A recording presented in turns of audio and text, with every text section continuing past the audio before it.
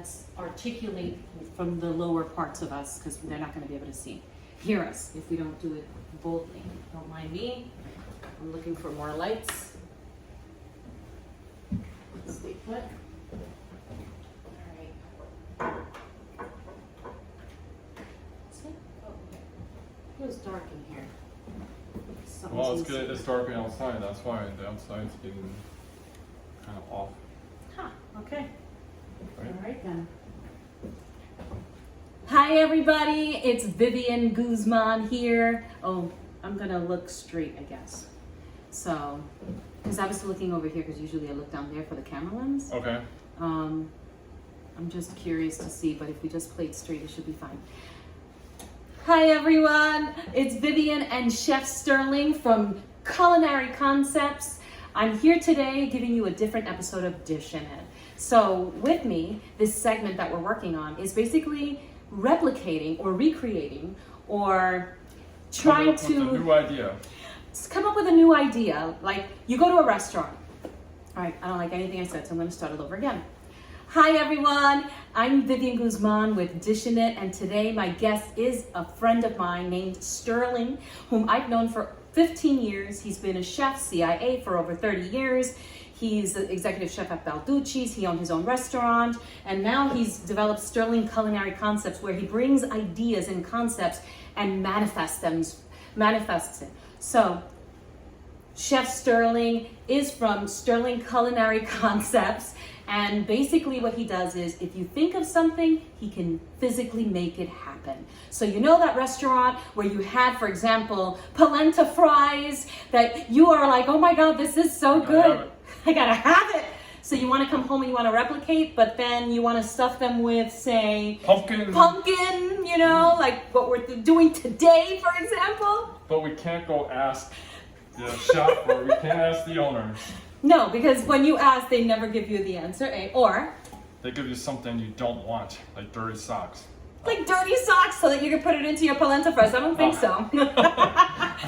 So yes, so basically, they leave out the ingredients is what I was trying to really mean. It was that they might leave something out. They might leave out that secret ingredient that we need, and that won't work. So then we have to do it our way and figure it out through trial and error. Exactly. So this is what makes cooking so fun, is that we're taking this concept. We have what we know. We know it's polenta. We know it's a fry, and we know we want to put a pumpkin puree inside. Exactly. So this is where the fun really begins, because we have to make it come to reality. And so quickly thinking about it, we brainstorm, and we realize that maybe there's too much moisture in the pumpkin puree. Keep looking over there as if you were talking to me. Okay, so go back and go. So I've experimented, and these are some of the challenges that I've had. So I've been experimenting with this a lot, and some of the challenges we have is that we know pumpkin puree has a lot of moisture in it, and we have to correct that or figure a way to work around it.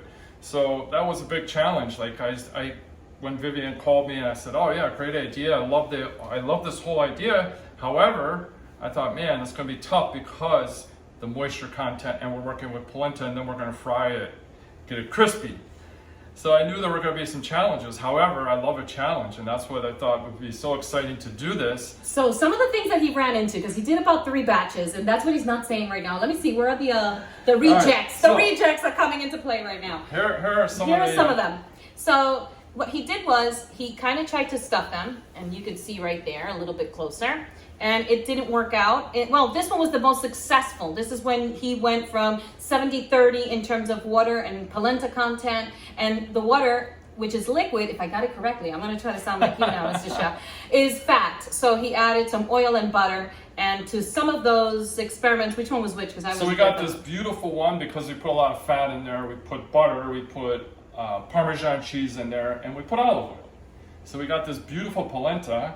However, it was too moist, and then when we fried it, it exploded, and it didn't give us the good results we wanted. So we said, nay, this won't work. So we went back to the drawing board quickly.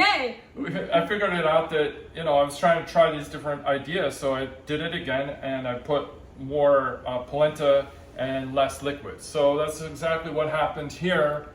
As we got this, you can only see the end here, but the whole idea was that we went 50-50. We backed off from 70% liquid, 30% polenta to 50-50. And another thing that I noticed, because some of them look darker than others, even though they're really hard and kind of crunchy on the outside, and I asked him why was that? So why is that, Chef? So 2 things. One, this was pan fried, and then this one was done in the air fryer. So So we have both. I was getting challenged. I couldn't figure out all these ways. So then I started really getting into this. I really like thinking, what do I do? What do I do? I quickly brainstormed and I came up with the idea. I have an air fryer. So I threw some in there. That worked. And then the magic thing that I realized is in a lot of restaurants, they use cornstarch. Ta-da!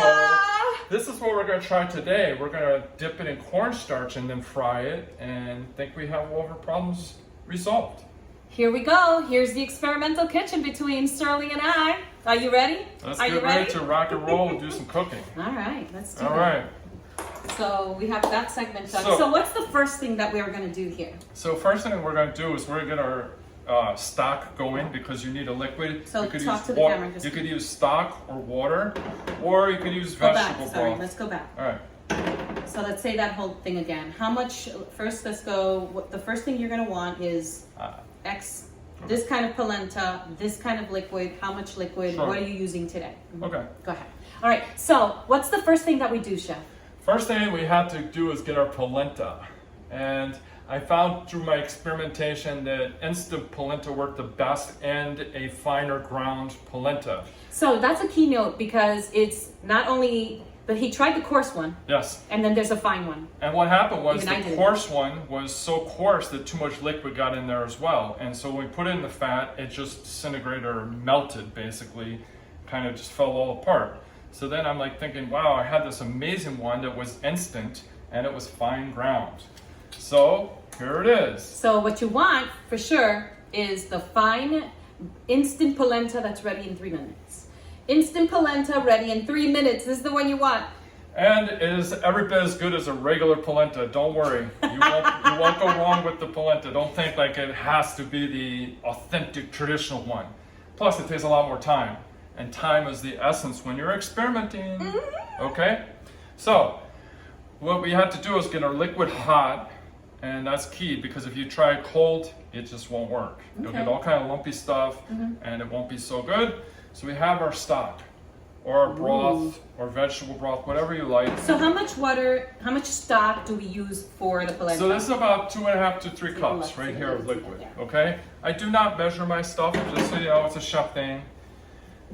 If I'm baking, that's a whole other story. We'll talk about that on another episode. But here, we're not measuring. Okay. It's It looks just, like it's roughly about a cup of chicken stock. Just saying. About a cup of chicken stock. To me, it's two cups, okay? All right. Chef Sterling says this is about 2 cups. But you know what? We're Because not it measuring. has reduced down a little bit. Okay, so how do we know, how do we gauge it if we're eyeballing it like you? That looks like a cup.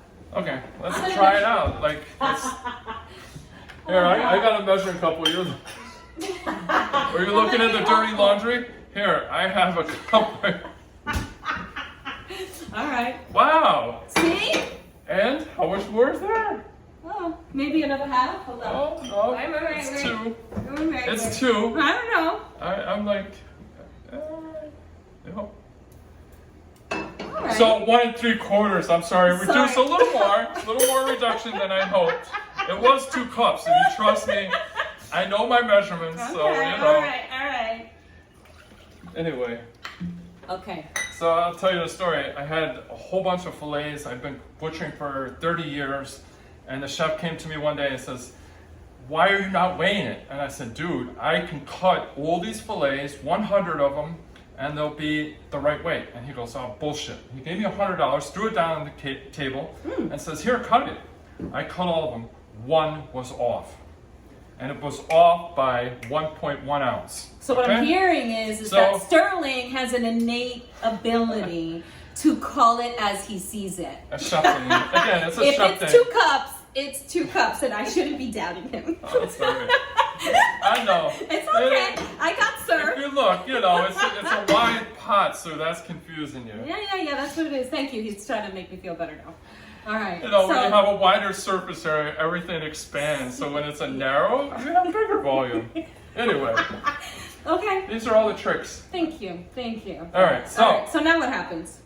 now we need to combine them together Now what happens? and to make a harmonious, let's say. Let's I'm say getting tied up again. here. Hold it. Let's back so up now on what this. happens? So now what happens? I'm trying to mix the polenta into liquid, and that's always a challenge because if you just pour it in, you'll get a big lump and you'll get a not very nice polenta. So we need to do it in a way that it comes together and you don't get too much polenta or too much liquid together. So here we have a whisk, and this will help. So what you want to do is actually try to pour the polenta into the whisk. This one's a little bit small, so you won't get quite the action, but again, we'll do it. Well, I have a jacked up one somewhere. So, Hold on. that's all right. We'll sure? make it work. Look, I can it has just this one. experimentate on it. It's not pretty. Well, hey, listen. So it's the idea here. You have your whisk. My broken whisk. And the trick is to get the Okay. polenta into the whisk, actually. I wanted to give you a fighting chance. That's So why I look. got the bigger one for you. So again, we're going to add probably about half of the bag of polenta, which is about 2 cups. Okay, so why do we want to get the polenta inside of the whisk legs? So magically it helps disperse the polenta more evenly than if you just pour it in and try to stir it, right? So if we just put a little bit here, it's like a diffuser. it's only going to push it to the outside. So what we're creating here is a centrifuge. Oh, excuse me. It's a centrifuge. Centrifugal motion. This kiss. Polenta this centrifuge, kiss. okay? So we're going to go and we're going to try this. So watch. Here we go. See how it's right in the center of my whisk? This is so cool. This is so cool. So now, don't try this at home unless you have a whisk.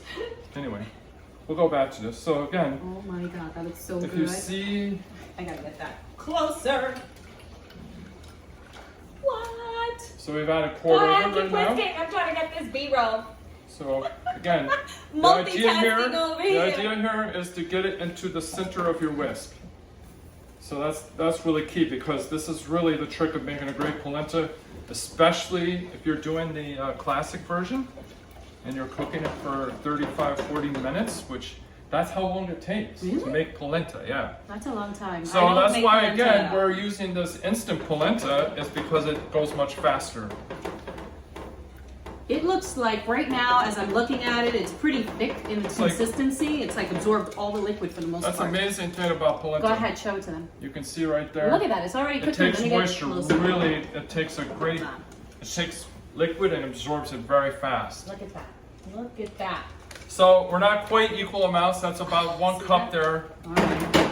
And this again, this would be a nice creamy polenta, however, Did you want cheese? Don't want you want me that. to bring the cheese?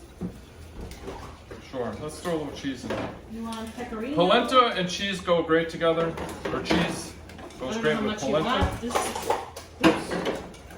Alright, so now we can Is see. this good enough? That's perfect. Let's go, oh, okay. Okay. We got a cheesy polenta now. Okay. Right? So, again, now we have this really nice consistency. It's actually right where we want it to be. If you can see, Get a close up here there's too. no liquid. All the liquid has evaporated. Now it's absorbed into the polenta. So, this is what we're looking for. We want it to be dry, Mm-hmm. and we don't want to see any liquid. Got it. So, that's kind of key. Yeah, it's almost like a cake batter, but A little even- thicker. We want a little bit thicker. A little thicker than a cake batter. Because we found the cake batter is not quite tight enough so that when we put it together and chill it, they don't separate. And that's what happens. So if it's not quite thick enough, they will separate. So the key is to make it as thick as you want. Yeah, you can't get it too thick, though, unfortunately. Okay. It takes a little practice. It's a little trial by error Okay. making it. Okay. Okay? Now what happens? So now what we have to do is we're going to put it in our mold or into our French fry. So I That's got a French these fry molds mold. on Amazon. Yeah. Amazon! Because I thought, wow, how fun would it be to have a French fry mold, but actually have a polenta mold. So now we found polenta molds. Now it's really a chocolate mold, but we're gonna call it polenta mold. Polenta mold. We have a we polenta coined a mold. we coined a new term here, or a new product. A new product, the polenta mold. We had to get this. We got to get this to market. By the way, Yes. it's going to be $29.95. Exactly. And it'll have an S and a V on it. It'll be available. Sterling and On, Vivian.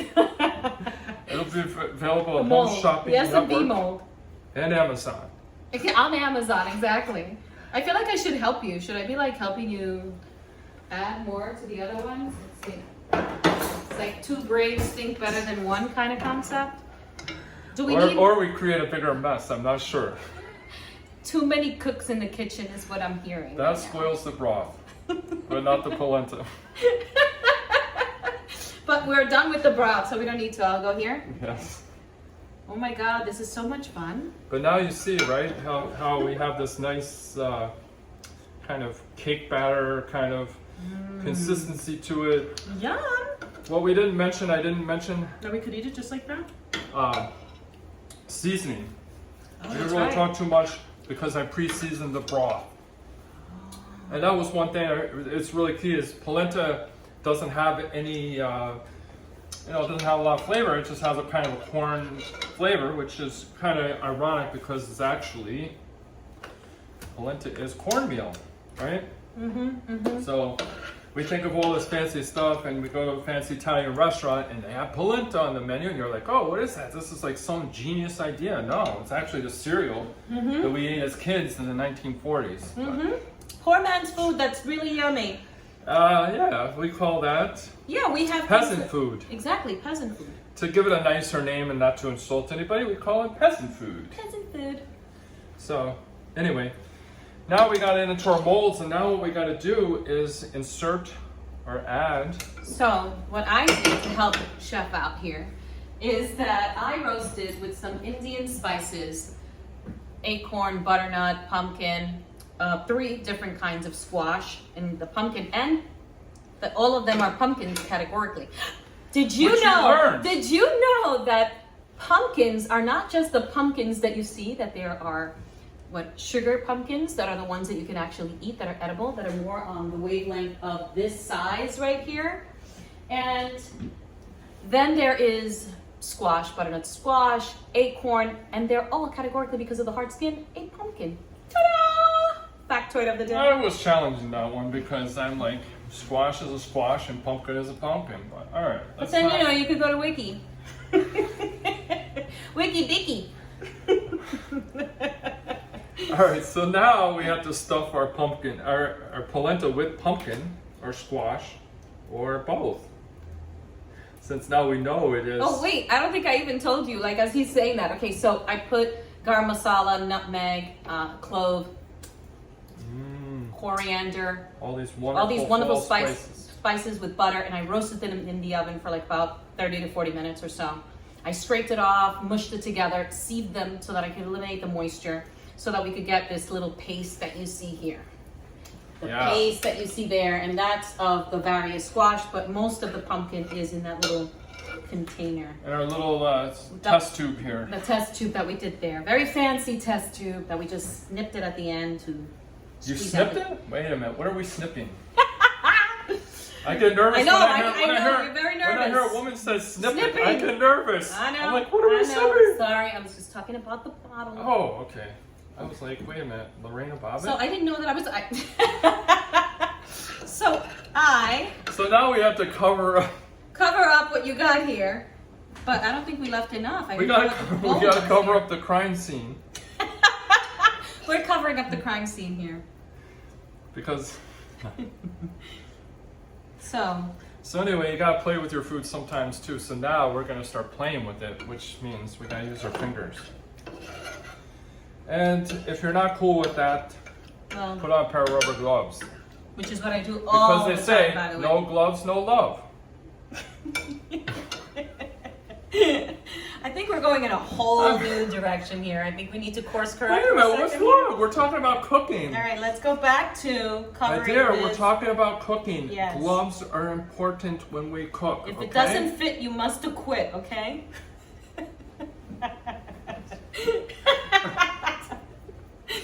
That's what's happening Wait here. a minute, we went from. All right, now so we went to did I O.J. over- Simpson. did I- Wait, did we did I go now over- we're to O.J. Simpson? Oh my God, you lost me. All right, Did I do enough of a good job covering that? beautiful.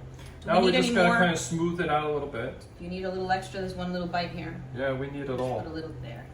Leave nothing behind. I'm getting rid of this. We're good. So anyway, as you will learn with working with the chef, the humor gets a little twisted. What can I tell you? When you work with people and something pops in your head and you have some crazy idea, well, I used to work with him, by the way, at Sterling Inn. I bartended, and then I even helped out with waitressing, watching the kids. watching the kids at times. But that came a done lot well, later. everything. Actually, Bianca came in and helped out with that. We Yeah. became a family at his restaurant at Sterling Inn. And the Yes. place was haunted, and people used to see ghosts. And I never had the privilege of that, and I'm okay with that, just so you know. Just putting it out there. Gotta have your ghost. Come on now. All right. So Did what you I ever do, see the ghost? Yeah, I did actually. Oh my God, I thought it was just a myth. So what happens here is polenta now is dried up really quickly, and it's become harder to work with. So I take my spoon here or a spatula, and I wet it a little bit, and that helps to smoothen out the polenta because it needs a little bit more moisture. Mm-hmm. And you can see here. Let's show it to Uh-huh. them. Let's see. You see how this one's coming out nice and smooth there? That's what we're looking for. And that one is not, so that one we have to fix. And I'm going to show you guys the same thing. Now, I'm not, hopefully not I got it spilling it nice and- over. But there you go. yeah. And there you have it. All right. Cool. Now, you'll see in a couple minutes here, we'll have our little polenta fries. So exciting. It really is when it comes together and you see it happen. Well, and for me, and you're- hanging out with you is Oh. pretty exciting too. I love hanging out with Because you. I know It's I like never any know what excuse. crazy thing I'm going to say. Like, That's a good point. I He's say like, he that- goes rogue on me. I say the damnedest things and I don't know why. Kids say the damn My wife thing. says that too. She goes, "Why did you just say that?" I'm like, "I have no idea." I like start in the middle of a conversation and like And talking. he has verbal poo-poo. Yes. But, Verbal poopery. oh, you're funny there. Oh, Is that a take on your potpourri behind us? perhaps. The stand-up potpourri. Yes, yes. By the way, that was a word I could never say. I never understood how it was spelled in the name, so I was always confused. I still am half the times I see it, Is it a pout and I puree? don't know how to say it Is the it right way. puree? So I always. Oh boy, we're going backwards very fast. I know we are. We're digressing in we our are dialogue. digressing. We are digressing here, people. All right. All right, So anyway, let's see. let's see. We need a plate to put these on, perhaps. to So, complement. what's the plan right now? All What right. happens? So with right that? now we have our lovely molds. We have everything that we want, and now we got to chill it and get it cold because it needs to firm up. So it has to go in the freezer, is what you're telling me. Freezer, refrigerator, get it done fast, Really? and then we'll fry it. Because So what's the difference if I put it in the freezer? What's the difference if I put it in the freezer or if I put it in the refrigerator? Or if I put it well, it is faster in the freezer. But the problem is you could get ice crystals if you leave it too long. And then And then when you fry it, it'll blow up in your face, and you won't have a great product. So you're preferring So- the refrigerator? Yeah, because it's a more dry air. Refrigeration is dry air, and there won't be any ice crystals. Let's do this. Voila. All right. It's going in the fridge. How long should I leave it in the fridge, Chef? Maybe about 10 minutes. 10 minutes in the 5, fridge. 10 minutes. But Let's, we'll have to do magic here to recreate it quickly. How so? So while that's chilling, Okay. we'll get our nonstick pan, Okay. put that down, or if you have an air fryer, you might want to use that. We Or can if you're in a restaurant, you will have a deep fryer. Do you want to put it in both the air fryer and both on? Let's do that. Let's do do that. both. Let's Why experiment with not? both. Let's try it out. Because we're also going to try dipping one in cornstarch as So what well. do you prefer as a pot? I mean, I have so many. I prefer anything that has like kind of a non-stick surface. A non-stick surface, right? Me Yeah. too. Okay. Do you have an omelet pan maybe? This will work. That works, but Or I have a. here we go. Is this That's porcelain non-stick? Yeah. Cool. Okay. So, Because what I find happens is if you use any other pan, it can stick and it'll often get to be a mess that way. So the nonstick does help in this situation. I don't always like to use it. I like to be more authentic and use like a cast iron or all-clad stainless steel pan. But for the purpose of this, we'll do it a little easier and we'll use a nonstick. All right, sound cool? Yes, that's not what I'm putting in my shorts today. I'm putting that on my polenta. That's a chef joke. In case you didn't know, chefs need this badly. I hope you appreciate the humor. Oh gosh, you're cracking me up today. All right, so I'm putting this where here. You're gonna use both. No, we don't need both. We just need one. We're gonna fry one two, today. right? Or fry one and one. What do you want to do? Do one and one. What's up with that? Okay. All right. Oh. Let me see what the deal is with that. Let me at least see it. That must be the peanut. That was the unfiltered oil. Yes. Today we got the unfiltered version. It has the chunks of peanuts still left into it. So when you're using peanut oil, strain it first. Thanks, Chef. That sounds like such a commercial right now. We're doing mini pitches here. We're not only doing cooking, we're pitching peanut oil. We're pitching our own line of products, right? Exactly. It looks like we are. Now all we need is to get the And we're pitching a bad comedy routine. Exactly. Where the chef goes off the road, crashes into his potty mouth words. And a potpourri of things come out. Yeah. There you go. Okay, so is that enough oil? I just say the darndest things sometimes, but. Are you cool with that? Yeah, well, let's try it. Let's see what happens. And then we're gonna put. Let's crank up the heat a little bit. Yeah. Okay. And then I'm gonna put the air fryer on. What temperature? Or Let's do it at 375. 375. Okay.